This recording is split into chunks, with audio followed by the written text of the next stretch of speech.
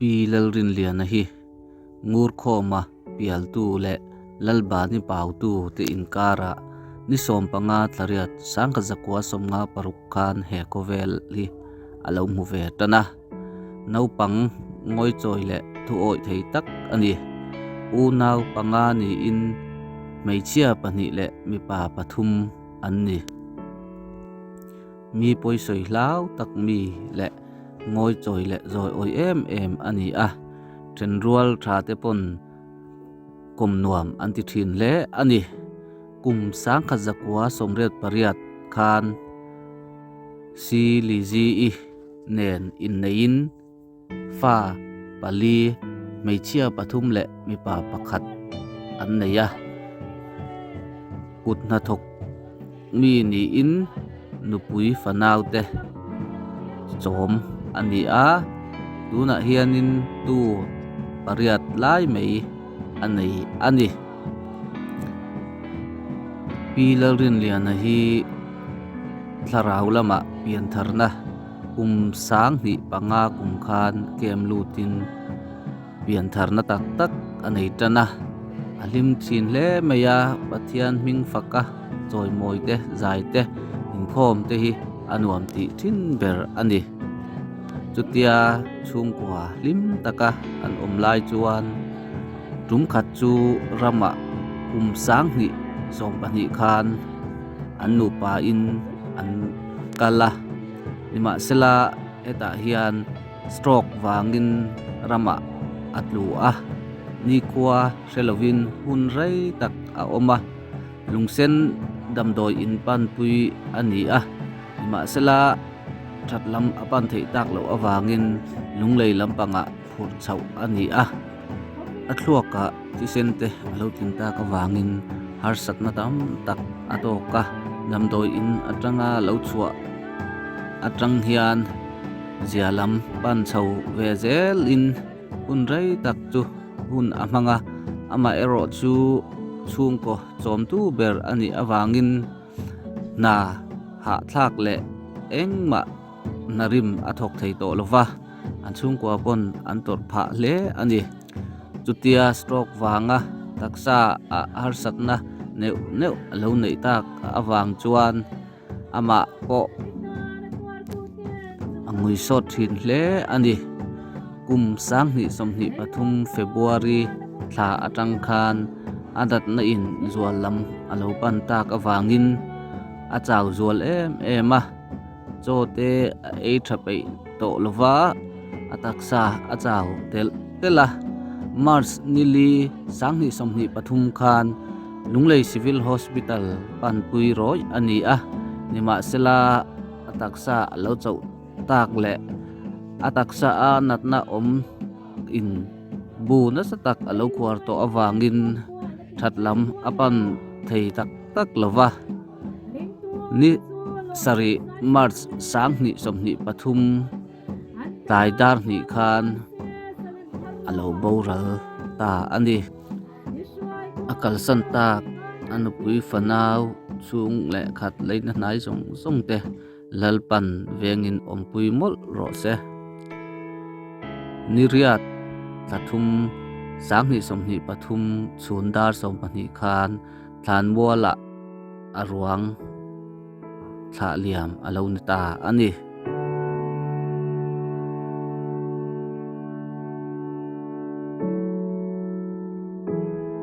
cho nên ông tổ yên cái nga thì tập hòa kan oma la ya kan phun me din te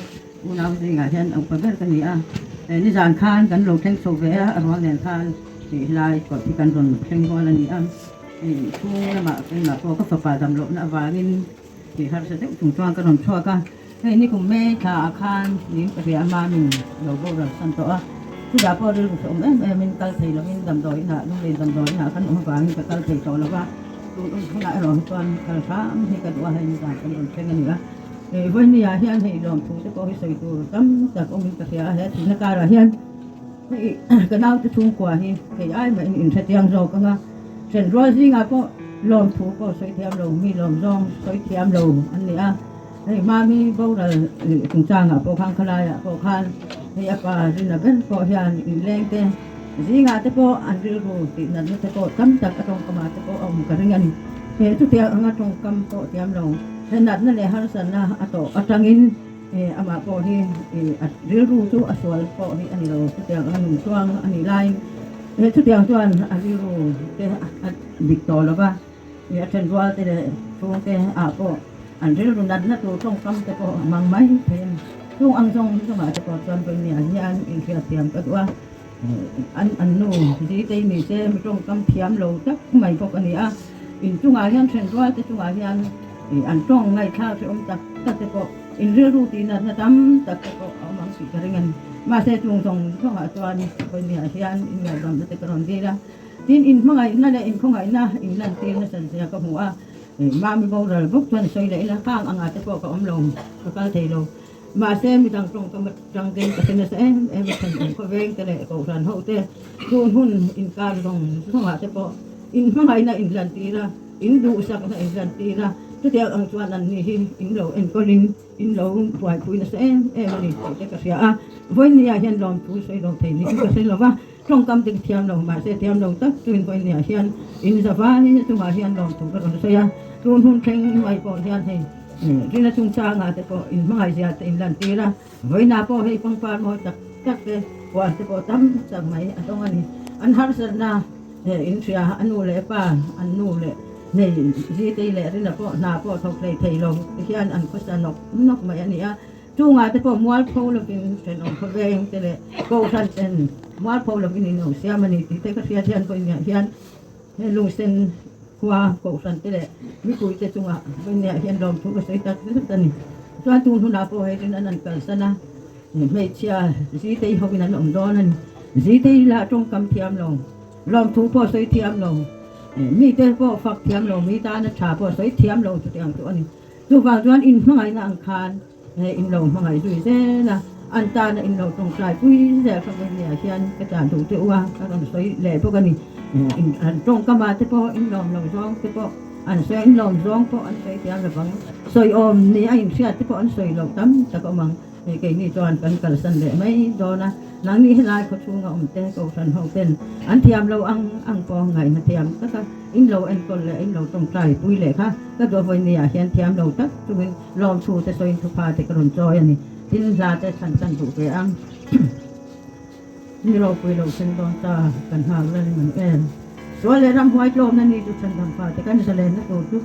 วันนี้อาเฮียนนุ่งจะมาละองแต่ที่จุดรำส่วนเรื่องหัวโจมนั่นนี่ฉันทำฟ้าแต่จะเล่นนะเราคุยอาเฮียนวันนี้อาเฮียนกันเตลเบสอย่างเงี้ยกันจะฟ้าไม่เฮียนสิ่งไหนก็อีนะช่วงพุ่นเตลเทตูรินเฮลเราคุยตั้งไม่ที่วันนี้อาทิตย์ตรงเล่นตักกินตักเสตินสายนะเฮลเขาเป็นส่วนเล่บ่อยนะการอาเฮียนกันเล่งอ่ะกันนุ่นให้เองที่การเฮียนเราโดนก่อกันทัศนีเราดูฟังจนส่วนเล่รำหัวโจมนั่นนี่ดูฉันดำฟ้าที่กันจะเล่นนะตูที่อินทพวาตูเต็นอันโลเสียมดูพุ่นทุจังเทตูริงกันเขาเป็นหนุ่มมันแม่กันพุ่นมันแม่ที่นั่นฟ้าดูตาเด็กันเรื่องลงไงตัวนั่นเตสวาลินโลบอดเห็นมาเสกันนั่นลิสวาคริสตานเนี่ยละลิมตะกะส่วนเล่รำหัวโจมนั่นนี่อาเห็นฉันดำฟ้าที่จะเล่นนะเราเพื่อเห็นเทลเวทเทตูริงกันนี้ตินโนที่นั่นฟ้าดูรองอีฟังเชื่อฟังโอ้ที่เป็นอย่างเห็นเป็นโตมานี่กูถ่ายตัวเห็นกลางสายเลย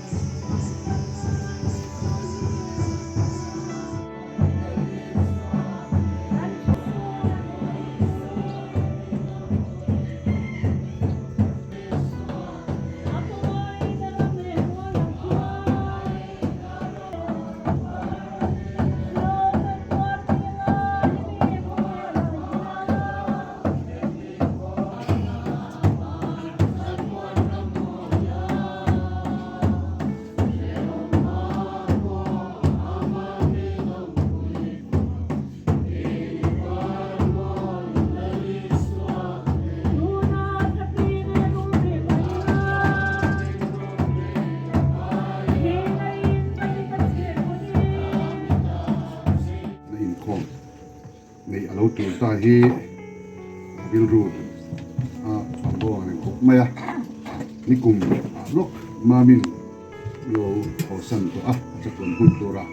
chonin hei tu mina kun tuna hian urina in kha vele don ani tiang hi kan hun man tan tur chu ani anga bible chiarna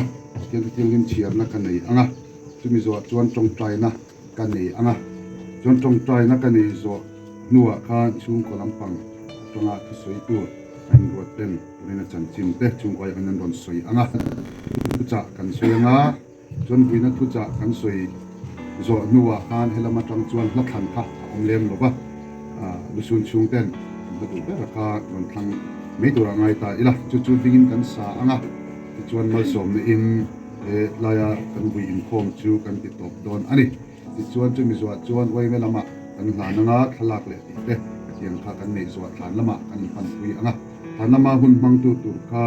kan corporation chairman pa P.Lalrinliana ani don ani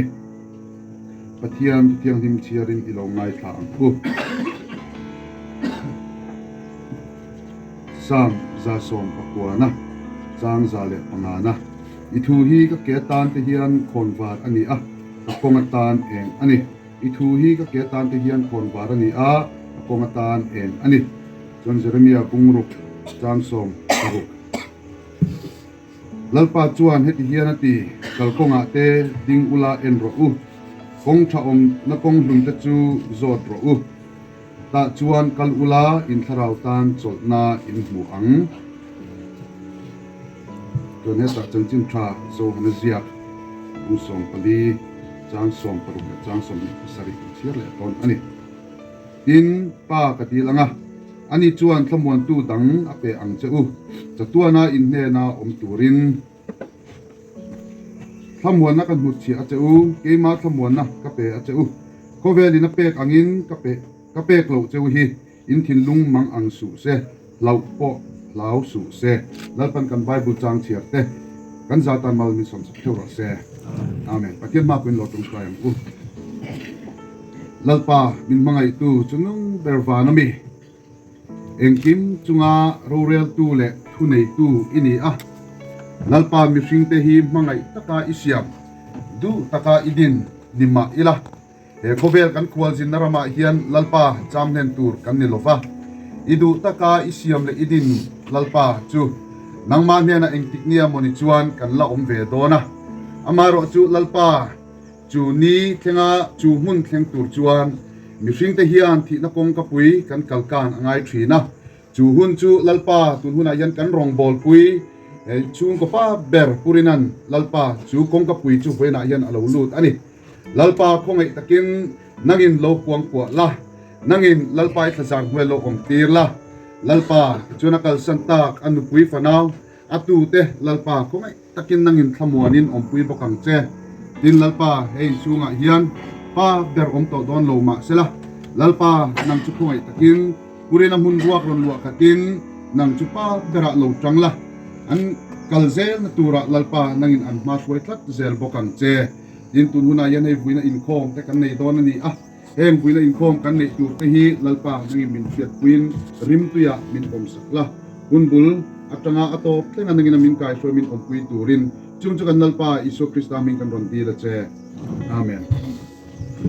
chung kan ai o tang kan se chong lo som hi tu P.Lalrinliana ani chanchin toy te ma zong han tar lang masanga akum za thi ami san ko ta hian kum som du le panga ti khani kan chan tual tha te le chiam ten adik lo te wani an tia kan hanin zot kuala a date of birth kha ni som panga thariat sang ka chwa songa paru mi kan chu ta chu ti ni chuan tum som du le pasari alo ni don tinani chu tui local form te than le rual tha ti khan lo che saka ban tua tin nu le pa hning kha nu hning khalal ba ni pau tu ani pa hning kha ngur khoma tial tu ani pokani u nau za thi meichia pani le mi pa pathum bain panga ani a upaber hi zalomi ani a meichia lechina ronding kha labungan oma chuan adot tu hi tunami kan ka lian mek Lalrinliana ini a tin adot le chu Lungsen hi mi ani a Venglai ya hian umbe thoa tin adot le hi P.Lalrinliana ani a ani hi sajaya lungle gen oma chuan adot le tha hi lalram duna be ma hi ani a hi lam ko tung si lama kan oma chu unau tin hun chu ni a tin an pui ning hi si li ji ani a ani nei kum hi sam kha zakua samri le pariat kha ani a tin panei za ta kha meichia pathum le mipa pakhat anei a fa hi an vai pali ani a amaro chu kan thiat ang khan ni kum me tha khan apanu pa ber galen zami khan boral santa khani a laya bok tian a chan chin Thlahna u te kan han soi khani a huna hian apa Thlahna pa chan chin han soi le na hun in hai tia kan han nei le tamai hi ru po ana mani amaro chu pat u ni lo pa tian thu ni a tin fa te hianin nupui pasal anei vek to a min chuan an pui ting vek to tinga ni chu tu hi pariat anei ve ani tin ami zia tlem han ta lang hlekila helai beng chung te hi chuan in kan hre tang pui ma upalam deuh chuan mai ro chu nau pang lam te chuan kan hre lo nga mi zai dam mi pui sui ngai lem lo ani a tin kan nu le pa hi an thi ma awang hian ama hi min an kol tu chung ko an kol tu nau te an kol tu ber ani a chu wang chuan hei apian atang han chu chuan sang ka zakwa samriat pariat an pui a han nei dai mai te hi ari ngar biau maya ama ro chu heng te hian in chan thatak kha lo nei a nau te min an kola kan sirna turatan te te to ka chu a atiang than pui nei hlei te lo kan ko sa ni a tin chu ami ziat han talan kan han ti kan han du to mai nga soi te doni la soi tu tamanga maro chu hei huwa te lumbok sia rei te an man te pen tharun om patia laya in tunna ru lo tak mai chang tak mai a chan rol tha ten hon kal kho ma sang em ti ko pasia maro chu alo thailo batang pui zor chawi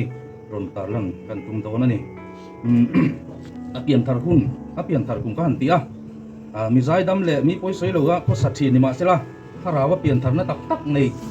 lo ani ve tho boka tiang khan hun mang chau ve a sang hi le panga khan camping te lu tin harawa pian thar na han changa chu ta tang chuan thu soi mi ani lo wa ma po hi thu soi thiam po ni lo wa lam mi po ni lo wa biak ina te sai khom na te lam ngai po ni lo ma ro chu kha tianga han pian thar khan lam de na sa em mai thina cái ni tak phei chu kan om lo wang hian kan hu chia lo wa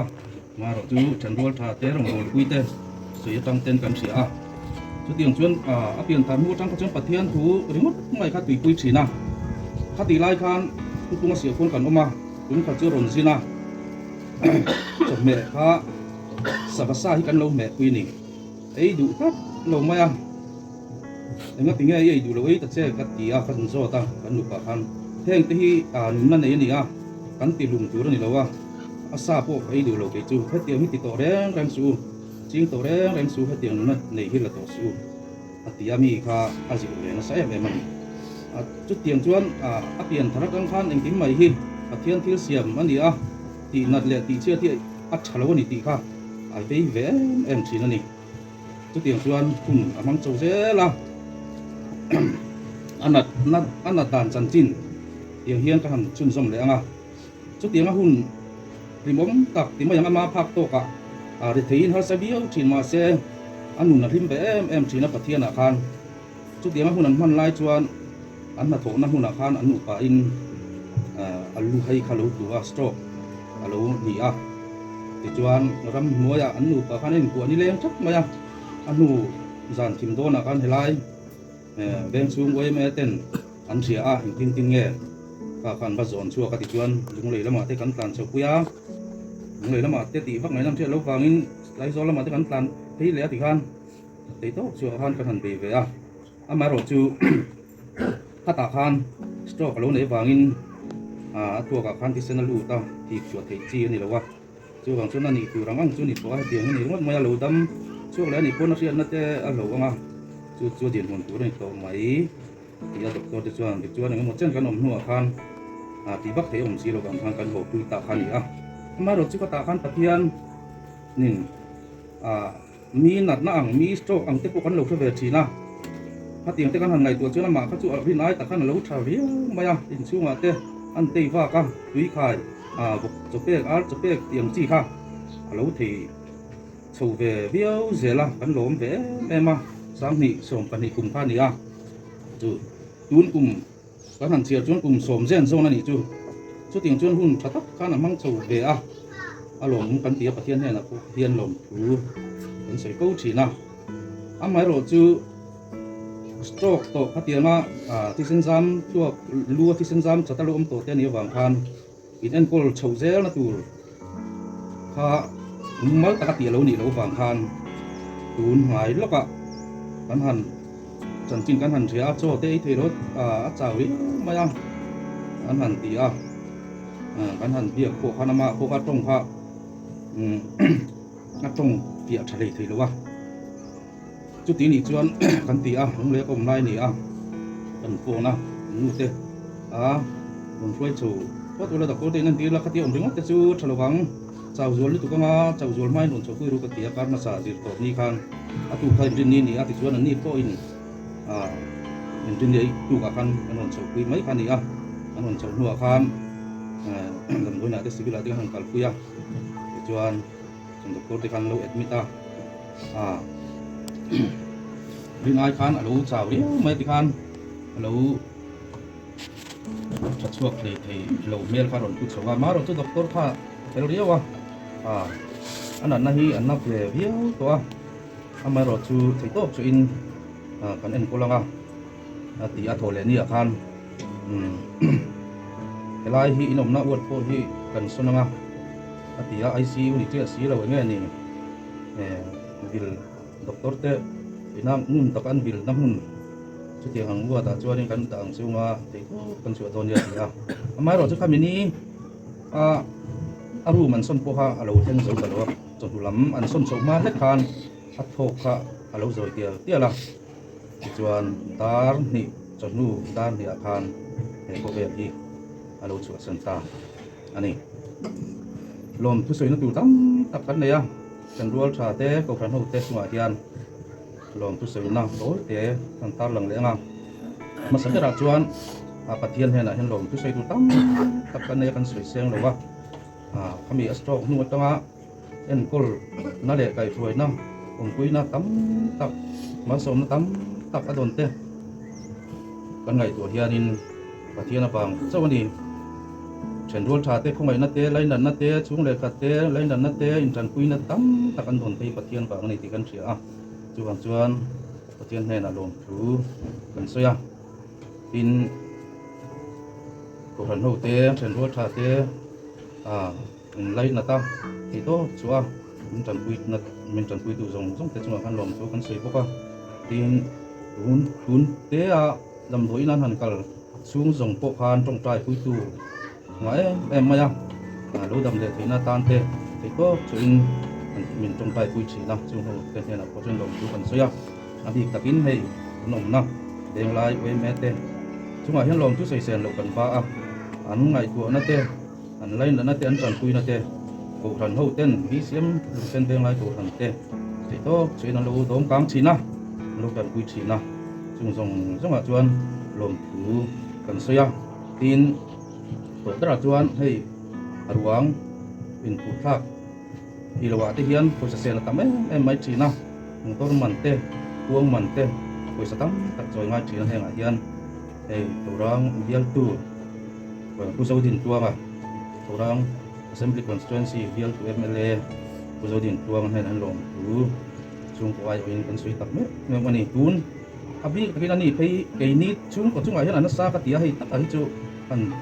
sui tar lan lo phe lo ni a khami astro kum sam ni som pania po khan kan ti bak ngai nom to si lo khami kan hot nia po khan kan ho lai po khan lungsen theng motor te mi ayar saka ro pi mai ni chuan chu mai ni lo mami apanu kha la len zami kha ai zola tanga ron ho pe nani po doctor te an bei donga khami kan ron ho pui po khan puzodi duang hok tin lungsen theng motorin athale a khatiang khan dia anas mai ni kan chunga atil ti te hi ama katia heng che zong zong po hi pathian wangani ti hi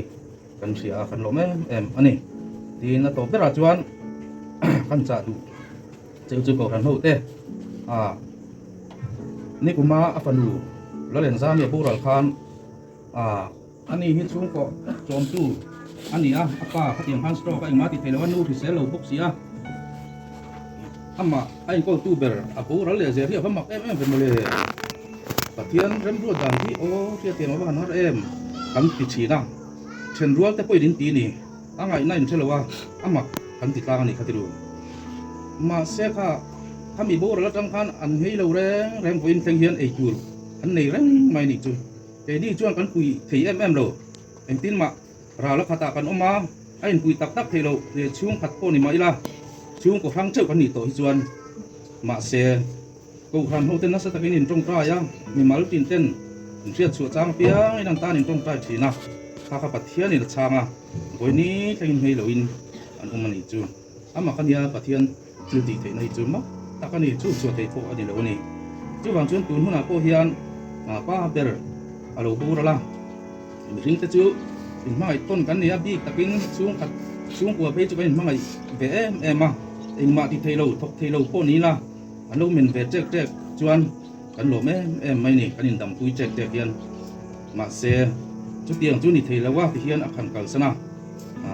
me chia huin kuji te huin an don ani kan sa chau maya pe ni ai ma hian in sa chianga ko kan ho ti hian in kuji te po achak lawa fi se lawa ma se in kan tong ta yanga in tong tai le anga in tong tai pui zel don ani ti kan sia ni chu ai zon na te wangin u le na po ni la kan ho thei lawa ai lo te kan kal bo san le mai don chuan chuan in pui na te in tong tai pui zel na te kha kan han dil bok ani in zabai chunga kan lo lom tu sei dan to tu te kan thiam lo wa to pera chuan kan soi mai le kan thiat lo awanga kan soi the lo zong zonga lom tu kan han soya tin ka soi mai hak thei hak lo pakhat chu patianga store ka wanga kum nang mo sa tum som chung set pathian in dam la ape chu ti lai chuan rian na te lo to wangin chen rol tha te chunga po trong kam moi le tha te po chu thei lo buat zong tak te po soi chi na chu kan sa po chi na mi soi changin ma se chung zong po chuan in ngai dama voinia hian an har san le an mangan na te po eng na khati ang kha in shereng lowa tenga ta man pi lowa mi ang lo tu soi real rukim lo tu soi ni ti in sa thiam em te hi aro pui kan ti kan lo em ma chu ta po chuan lo chu kan soi po kan ni le kha kan soi chen ni se ka lo ngin khamuan tu tak ni lo akha mu chang hi om thina chu bible a hian in ziak vek ani he kan bible a hian khamuan na ti tong kam hi za le som kwa pali vel kan athian thu hian bible a hian a soya chung te chu khamuan na in khamuan tu ti te in a soi in bible a hian chang sang khat za le som kwa le pariat a oma chu tian ni chuan bungruk dan zela kan bible hian khamuan na thu min shil ani min khamuan thamuang tura om turin min du hle ani ti a hriat ani tin chu khamuan na chu atong bul lama tanga chui chuan soidan sang om thei anga maro chu Vuina hian katiang atong bul lampang atanga chui na hun po kha ani lem lova mizo tonga ero hi chuan ha chol na thamuan na kan han ti tak hi chu ha chol na ti te tin ha dam na ti te tin nun nom na le soidan sang tam taka omang chu tiang te pawh chuan a sawi thei awm bawk tin hei thlamuan na an tia hian mi tam tak hi chu a soya hian in nga kan tuma a soya tang le a ngai thlak atanga nge chu thlamuan na chu nei kan tum thina ma seng boina hian kan soi masak dua chu thlamuan na lali soina i min pek tur pai na min pek tur a soi a min tia ma kha chang tur hi chon a chana nga ya a ngai thak mai ni lo a soi mai ni lo a chana chan chi ani ti hi ka soi masadu ani tin thlamuan kan ngai thina mi hring te hi mang ang thin kan ni a lungai thin kan ni a chu kan mang an na a te kan lungai na te chuan thlamuan tu kan mo thin thlamuan na om tur chuan thlamuan tu a om angai thin ani thlamuan tu om lo na hmuna chuan i thlamuan na a om thei lo ani tin mi hring te ma khop maya engwangin nge thlamuan kan ngai thin kan ti chuan kan hlawa kan tha amuang lo thina chuta chuan thlamuan hi kan ngai thina kan lungai thina chuta chuan thlamuan hi kan ngai thin ani nikum masa te sale te sang ni som pakwa tang khan han chiar ta han thlir le ta ila Mizorama po COVID-19 aron lenga lungsena nge po positive kan oma chutiang chuan thingtlang kil khor tak po khashi khan kan tiang akal kan lo ani chuta chuan kan mang anga kan tong traya pathian kan awa thlamuan tu kha kan ngai ngoi ani engwanga thlamuan ngai nge kan ni kan ti chuan kha tiang hun lai khan kan hlau wang ani khashi ka hlau mia lo bilang chuan thlamuan kha tu ma kan ngai lo wanga lalpa hi khashi wang khan kan au po hi arin omte chiam lo wani kha tiang angana sa kan au kha arin om lo ani tin mi in enghmuna adinin nge thlamuan na ngai thin kan ti chuan thi na ko tlanga adin te hian thlamuan ngai thina thlamuan tu amamo em thina tin alungai ni te hian nem tu amamo thina thlamuan tu amamo thin ani adot le chuan ani chu thlamuan na chu engkin nge kan nei theanga chu thlamuan na kong chu engkin nge kan zo theang kan ti chon apakhat na chon poimo em ka soi du chu pathian thua he bible a hian kan kir le thin hi angai ani ei mi zo hi amakut me namdanga hian anni nge ni velo ka shelowa etianga lu kan han sun hian emi den chen hian mi thlen khat den engemo thu loilo imayang bible a chu tiang a shil fia na po omlo chu tiang chu chu mi tanga ka don ka tong chai na kamu manga tanga ka don ti vel mai me tang in thamuan thi kan tum thina din a dot le a chuan mi in leng an ron om thina chunga te chuan thamuan na engemo chen chu kang hu po ni mai the ma seng mi in leng an han hoa tiang han ron kal kem tiala kum chan ve kum khat ani chuan an om mang to lova chunga chuan kan lung len kho har hi en tan don chok thina chunga chuan ka soidu poi mo deuh ka tia chu pathian thua hian kan kir le angai ani he bible a hian chu tia ang kong kan zo dan tur kong sang chu min ko mu ani pathian thu hian thil ati theya tin pathian thu hi in thlamuan na ta na thirin tlak ber ani bok ani tin thlamuan na dikle kim nei tur chuan bible kan kom ngai hi angai tin bible hian thamuan na kong min ko mu tin min zir tir bok ani kan om dan tur zong he bible a hian en ziak veka chu pathian tu hi kan bel hi angai thin ani tin he kan tun lai ko vela cho kan soi pen du chu bible ni kan in hriat thuk sia ka in hriat zau siak emo ti mai tur hi ani chang chon in hial na athlak tak tan te kan manga amaro chu thi na lim ko ruama kan om lai hian kan thamuan pui zo tak thin bok si lo chuta chuan nge pui mo ber kan ti chuan kan nun hi apathian thu em ti kan in exama ke ma ni kan in zo non fo hi angai thin ani ei soi thina Vuina po hian soi ka cha thup me kan soi le anga ka chang tia ka naw ka min thi sa ka u naw pa nei chun ani ka tuar thiam lo em Thlahna te ka kal thina zinga te zana te ka kal thina aruak ani tu man om lo ka awa min chang tu tur po an om chuang lo be don thak tak zet ani maru chu karil ruwa hian thil pakhata lo oma chu tong chaya bible chiar tam kha ni ngot mai ni chu chuan min thamuan pera entik lai po a om na mun tlo cha ka ama ngai em thin kha tuna chuan chu ka tong trai na le ka bible chiar te tang chuan thamuan na ke ma hian lo om thina chu chuan ka ngai na te atinet ve thin ani chu wang chuan pathian thua hian chu tiang hun alo thlen te po chuan kan let le fo hi atul thin ani tina dot le chuan kan soi du le chu tharau lampang thil kan mam nge kan boi puya kan ngai tua kan boi pui hi eti huna hian angai thin ani mi kan mang ana kan lungaya som kan tora thamuan tu kan mammo na tak tak chuan kovel ho sak na sum le pai tu man ngai tua to ngai lo in le lo sum ka beng ka chu ti za chu omasin ti ngai tua to ngai lo an thi don tak tak dar kara chuan tunge min pui thei tu omang o ti thamuan tu an ma ni thamuan tu pui tu hi an zong zok thin ani chuta chuan boi pui tur dik tak kan boi pui na hian thamuan na oma ngai tua tur dik tak kan ngai tua hian thamuan na omin chu chuan min tan pui thin ani ti hi apoi mo le in ka sia tin lo na muna kan om te le mang an na muna kan om te hian voile khata chu nge kan lo na te tin kan mang an na te kan lungai na te chu voile khata tin akiam duak don ani lo abo duak don ani lo ama ro chu lali suwa krista boi pui tur le ngai tua tur dik tak kan ngai tu ama ma chu kan mang an na te kan thlena tin de ti kha bible pathian thua kan kir le chuan chung mang an na to ka thamuan ngai te chuan heti laya hian chung ri la hian an lungai na te mang an na te kiam duak lo ma sela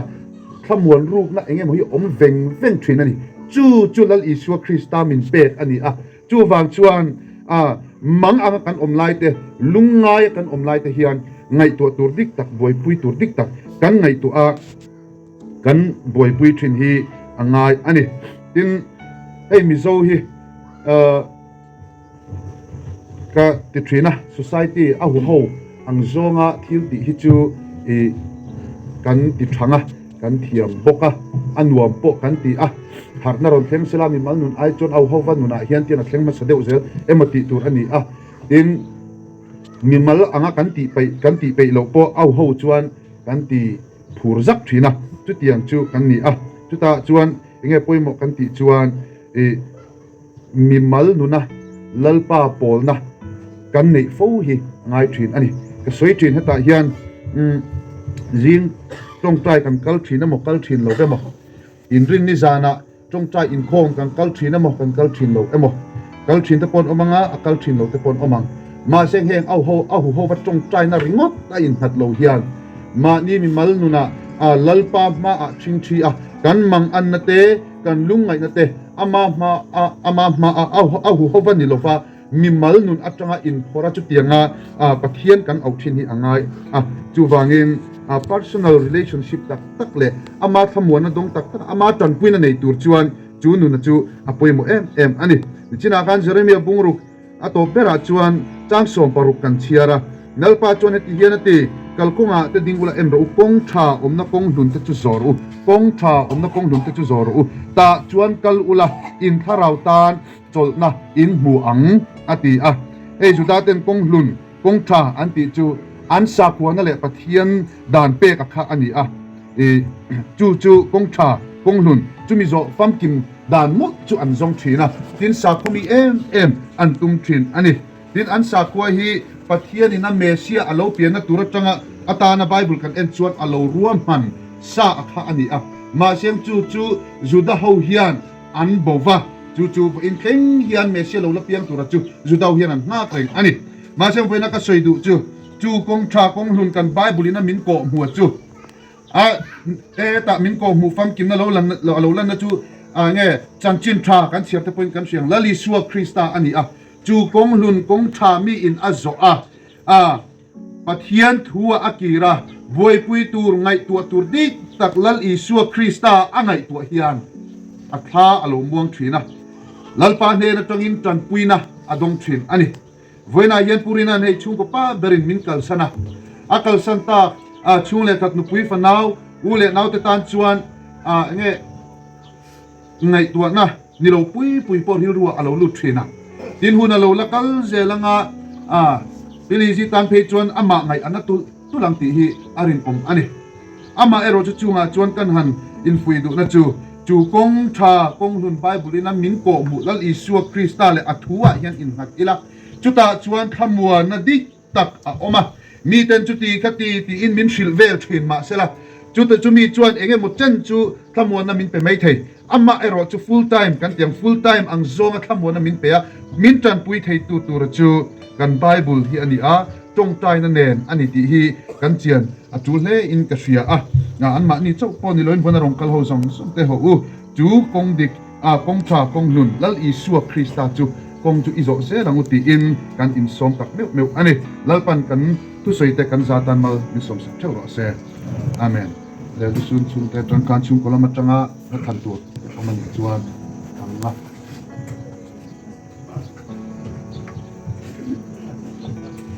som in lai kan bui in khom chu kan ti ton nia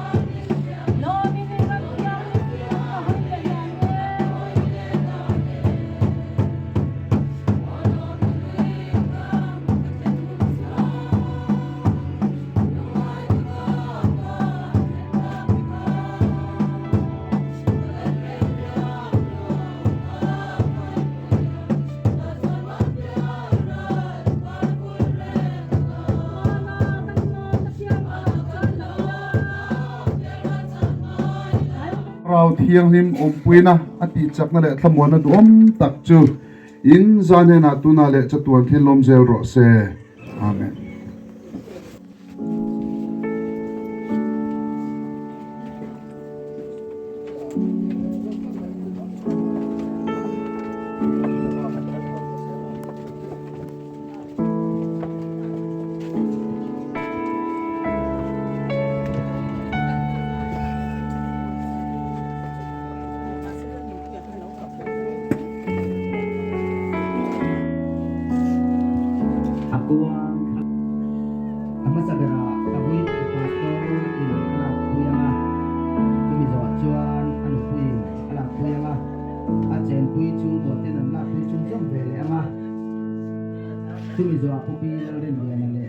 P.Lalrinliana fa ten la puyanga chumi ro chuan a pian pui u nau ten la chun jong le do na ni